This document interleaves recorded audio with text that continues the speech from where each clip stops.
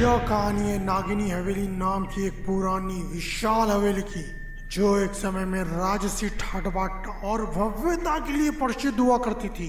इस हवेली का निर्माण राजा विक्रमादित्य ने अपनी रानी नागिनी देवी के लिए कराया था, जो अपनी सुंदरता के साथ साथ विचित्र और रहस्यमय शक्तियों के लिए भी जानी जाती थी।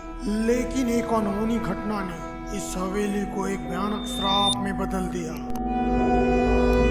कहते हैं कि रानी नागिनी देवी को सांपों से अजीब लगाव था और वो सांपों के साथ घंटों एकांत में समय बिताया करती थी। उन्होंने अपने सारे गहने, यहाँ तक कि अपने शरीर पर भी सांपों को धारण कर लिया था, जिससे लोग डर के मारे उनसे दूर रहते थे। परंतु राजा विक्रमादित्य उनके प्रति अत्यंत प्रेम रखते थे और उन्हें इस हवेली में एक गुप्त तहखाना बनवाया था, जहां रानी नागिनी देवी और उनके सांप शांति से रह सकते थे। एक दिन राजा विक्रमादित्य का प्रतिद्वंदी हवेली पर हमला करने के लिए आया और उसने रानी नागिनी देवी पर भीषण हमला कर दिया।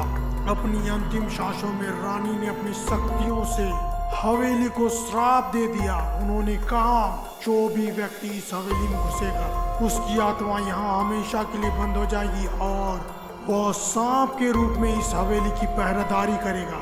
आज भी जो कोई नागिनी हवेली के तहखाने के पास जाता है, उसे फुसफुसाहटें सुनाई देती है और अचानक उसे ऐसा महसूस होता है मानो उसके आसपास किसी अदृश्य शक्ति ने जकड़ लिया हो।